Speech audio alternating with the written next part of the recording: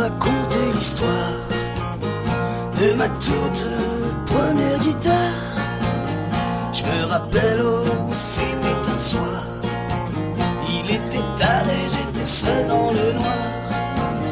C'est vrai que j'ai commencé bien tard, que c'était pas du tout une obligation, certainement une forme d'espoir, mais c'est vite devenu ma raison.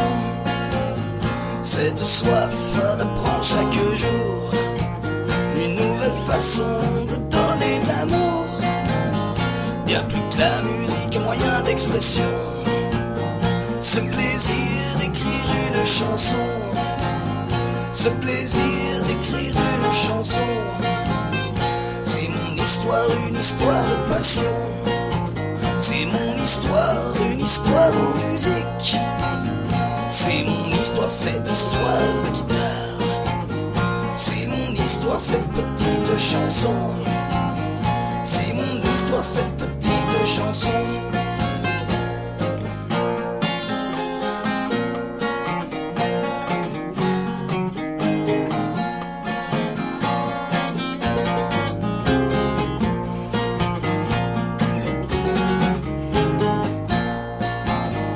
Au début, apprendre quelques accords et petit à petit faire sonner les cordes.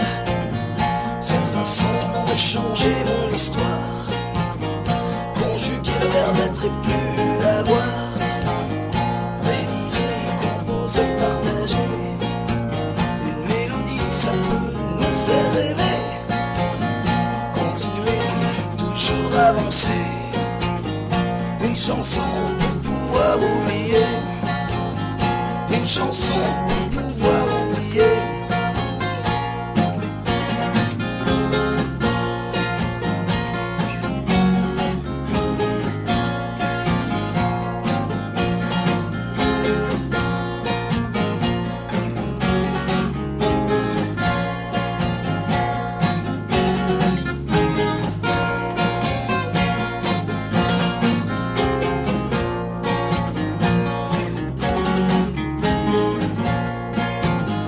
Je sais pas par qui je dois commencer, tous ces gens que je voudrais remercier.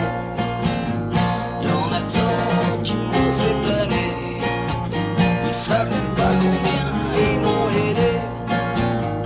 Comme la voix de Freddie Mercury, le blues français de Monsieur Goldman, les rythmes endiablés de Manu Chao, sans parler de ceux qui jouent leur solo, sans parler de ceux qui jouent leur solo. C'est mon histoire, une histoire de passion. C'est mon histoire, une histoire en musique. C'est mon histoire, cette histoire de guitare. C'est mon histoire, cette petite chanson. C'est mon histoire, cette petite chanson.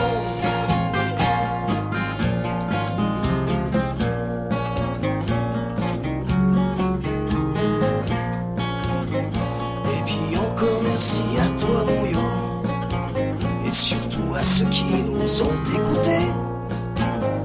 Mon démonté, mon petit Jojo, ma chérie pas maman, Fanny Rulio. Les autres noms, je peux pas tous les citer, mais quand même, je peux pas oublier rendre hommage à Robert Nesta Marley, sans qui rien n'aurait pu arriver. sans qui rien n'aurait pu arriver.